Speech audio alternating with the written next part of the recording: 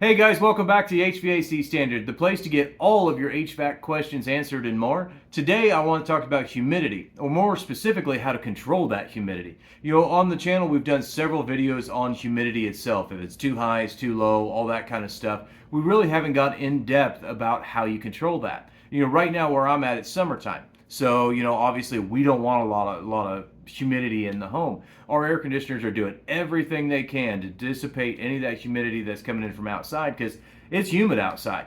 Right now today, it was probably about 90, 95 degrees out, and we had between 70 and 80% humidity, depending on what time of day it was, because there was a storm that came in and it changed a little bit. Either way, the humidity is high. I don't want that in my house. I ask a lot of people, it's like, well, do you know what the humidity is in your house? And the answer for most of them is they have no idea. My biggest thing is if you're going to check the humidity in your house, I would recommend asking your HVAC contractor. They're the ones that have the tools to really test it appropriately. Now, you can go get your own hygrometer, or I use a psychrometer because it gives a couple different measurements with that, but a good psychrometer is always a great thing to have. I use the field piece versions. I have a little battery operated standalone one, and I also have the Job Link set that has a set of psychrometers in it. They work really well. They actually tell a lot of different temperatures and humidity levels and that kind of stuff. Now, the average person that doesn't do HVAC for a living probably is not going to go buy a field piece probe set. They're a little expensive, and you just don't need it on the average day. But if you are going to try to do it yourself, make sure, 100%, make sure you have a good hygrometer. But that's why I say most people don't have them, so call a contractor. You're probably due for your tune-up anyway, so come schedule your maintenance or your normal PM, have them take a look at everything and get your maintenance done and out of the way. They can also tell you if they're doing their job right, they would have already been checking the humidity levels in the house and knowing where you sat. So the other question is, what should the humidity level be in your house? Because that's a question that gets asked a lot. Around here we shoot for some different variables, and it's a little different depending on the time of the year. Ideal humidity in the house in the summertime, like to shoot for 50. 50 or less is really what I go for. Now, all houses are different. There are some houses that it is not physically capable with just the air conditioner alone to get below 50 in the summertime when it's humid as everything. Down south, 50 is probably an absurd number, down in the southern states where it is humid as humid all the time. And then you get up north where you don't have as much humidity. I was up in northern Michigan, the Upper Peninsula, a couple weeks ago. Dude, there is not much humidity there, at least not this time of year. I'm guessing they see hot and humid, probably so. But, right now when I was up there, it wasn't bad at all when it was humid as everything down here. Now, in the wintertime, I like to shoot for a little lower. In my house, I shoot for between 40 and 45%. They say that anything over 50%, and this is federal government saying all kinds of things, all the colleges, all the big universities, I'm sorry, they're not colleges, they're universities, because everybody wants to hear what Harvard and Yale and all those BS people have to say. Either way, everybody loves when we spout out those kind of statistics. Harvard and Yale, the great things that they are saying that anything over 50% has the potential to grow mold or mildew in the house. That's true. This one I'll argue, or I will not argue with them. I will agree that, yeah, anything over 50% in the wintertime is going to be a problem. And then also you have in the summertime, like I said, I shoot for that 50. I mean, I would love my house to be 45 all the time, but sometimes that's very hard to do. Depends on the house. Now, the other thing is dehumidifiers. That's the number one reason. If you read the title of the video, that's what we're actually talking about is dehumidifiers. I love whole home dehumidifier systems. Now, I am not talking that weird little solar onyx thing you go buy at Menards or Home Depot or whatever, or any of those other little cheap standalone, they roll around and you have to dump a bucket and all that kind of stuff. I do not believe in those 100%. I do not believe in those. I want to make sure I get that out there and clear. The HVAC standard is not recommending a portable dehumidifier in anyone's house, ever. I say this on the channel. I do it professionally for my day job. I tell people do not buy those things. If you start looking them up, they are one of the number one home fire starters. They love to melt down these cheap little things, and they can set fires. Now, not all of them will. I'm not saying everybody freak out and say, oh, the HVAC standard said it's going to burn my house down. I'm not saying that. I'm saying it could. There's a lot of things that could burn your house down, but portable dehumidifiers are awful. little things. I don't trust them. I'm not dumping a bucket. And they're noisy, and people stick them in the corners of rooms, and they just sit in the basement and they run and run and run and run and just waste a bunch of energy and do absolutely nothing or very little. Or if they do anything, they do it in the first, I'd say 6 to maybe 8 or 9 months of their life. And then by the time it hits a year, they don't have Freon on them anymore, so they don't do anything anyways. But now we are talking specifically on whole home dehumidifiers. There's several different brands out there. I personally have the Aprilaire. I like it. They have a great warranty, and it's just a good unit. It does very, very well in my home, and actually I recommend them to all kinds of people out there. There's other ones out there. Some of the big brands in HVAC, they label some of their own. A lot of them are actually made by Aprilaire. I think General Air has one. There is the name is escaping me for the other big one out there, but there's several of them. Talk to your local contractor and see what they offer, see what the warranties are, and all that kind of stuff. We got all kinds of videos on the channel about warranties and the best equipment to buy and stuff. This is not to promote anybody. I am not paid by any dehumidifier manufacturers at this point in time. Now, if Aprilaire would like to invite me over, or maybe I would like to invite you to the channel one way or the other, I would be more than happy, because I do love the Aprilaire dehumidifiers. But as of right now, I'm not being paid for them. So this is just me saying it.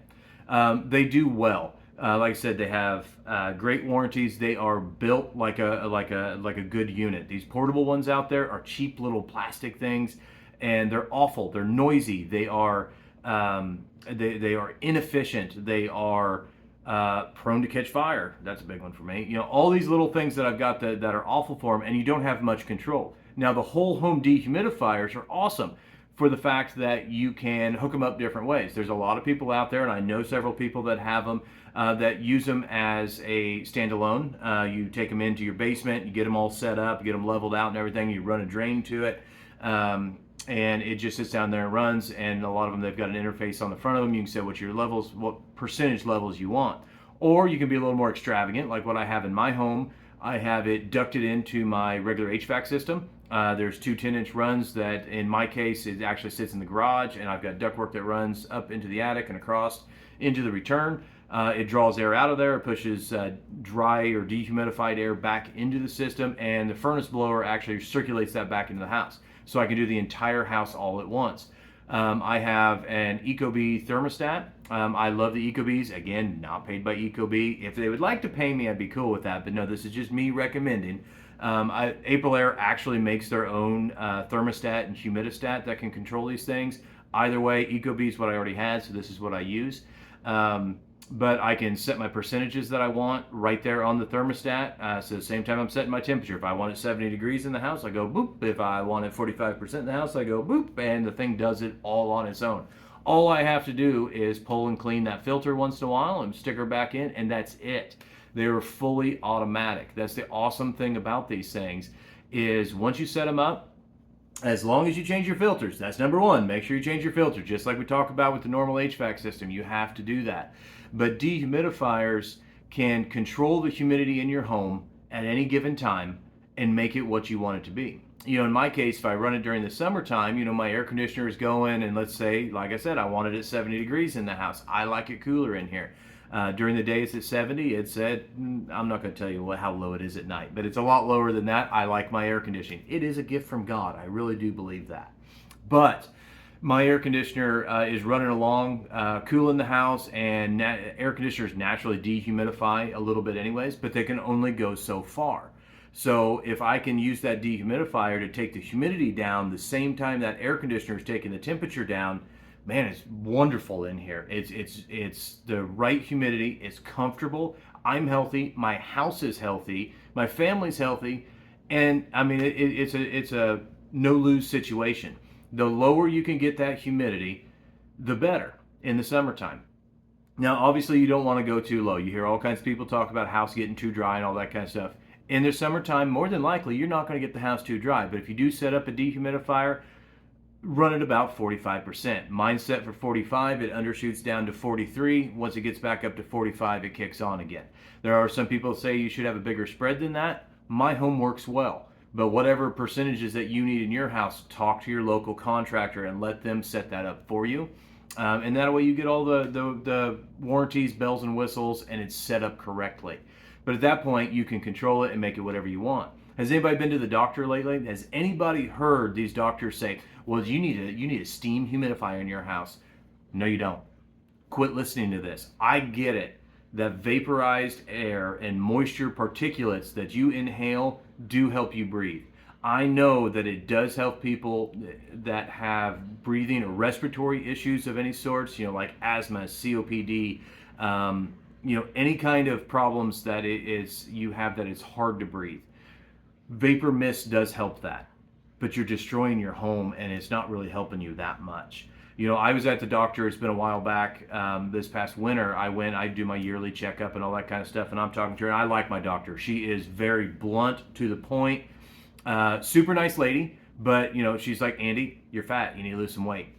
Okay, I get it, and she's like, have you worked out lately? No, I haven't. Andy, you need to work out. Yeah, I get it, doc, I get it. But my point is, we can talk pretty open and freely to each other. Great lady, best doctor in this area. And so she said, she was asking about the house, and I had a cold or something. I don't know, probably the vid, who knows. Either way, I had something and had a little bit of a cough and all that kind of stuff. And she was asking me about it. I was fine. But she was asking, she said, well, you ought to get a vapor humidifier for your house. And I said, why would I do that, doc? And she said, well, it helps you breathe. You need to bring the humidity up. I said, what level of humidity would you recommend that I have in my house? And my doc does know what I do for a living. She's like, well, I know you do this for a living, so I don't want to step on any toes. I said, no, please tell me. What do you tell people? What percentage of humidity should I have in my home? And she said, well, the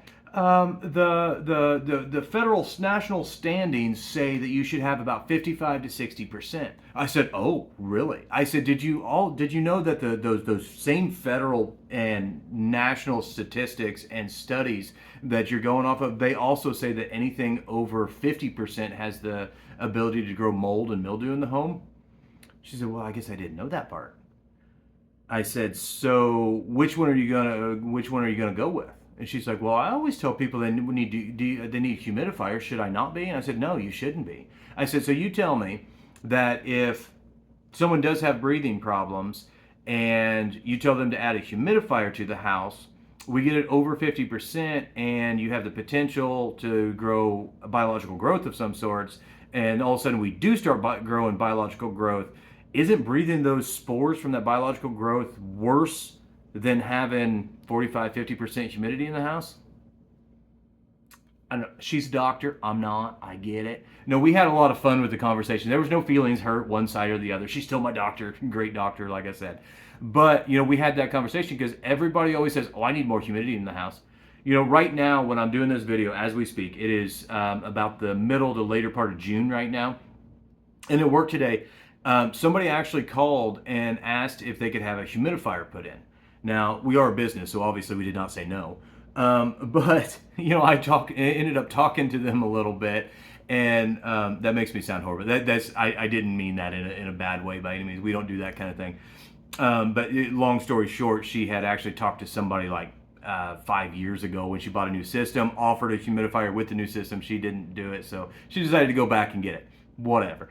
So she ended up getting it now. And it'll be all ready for her come winter time and all that kind of stuff. But, so she's like, well, I think maybe it's dry in here. I said, open a window. It's freaking humid outside. You don't need more humidity right now. You need a dehumidifier. So, I mean, that's my whole point is dehumidifiers are awesome. They are well worth the investment. These whole home ones that I'm talking about, they are not the cheapest kitty in the litter box, They are not thousands upon thousands of dollars, or they shouldn't be in most areas, but you are going to spend some money on them. This isn't the $100 accessory that you add to your house. It is not, especially if you want to duct it in like I was talking about doing mine. They are worth every single dime, I promise you. So if somebody comes out to your house, there's a tech there and he's looking over everything and said, you really need to bring the humidity down, you might want to listen to him. Number one thing with humidity, always look for the source. Number one, look for the source. If there is a problem in the house, you got a wet crawl, wet basement, you got a water leak, leaking windows, something like that, that has to be addressed first no matter what. because you're just wasting energy at that point. So, address the issue, but then with the dehumidifier, you can have total control. So that's why I always recommend them. I just wanted to talk about those a little bit. We went off on a lot of weird tangents there, but I had a lot of fun with this video. I hope you had fun too. If you did and you liked it, always share with a friend, because like I said, sharing's caring, and it's just the right thing to do. Share with your friends. And as always, if you like it, give it a big thumbs up. Be sure to subscribe to the channel. I want to take this opportunity to thank all my current and future subscribers out there. If you're not subscribed yet, go ahead and hit that button. You know how to do it. It's YouTube. We all ask. So just hit that button. You're subscribed to all kinds of channels out there that you don't even watch. So what's it hurt to hit the button on my channel? If you have questions, please hit me up in the comments. I love talking to people. I get to talk to people from all over the place. So if there's anything, let me know. Otherwise, thank you and God bless.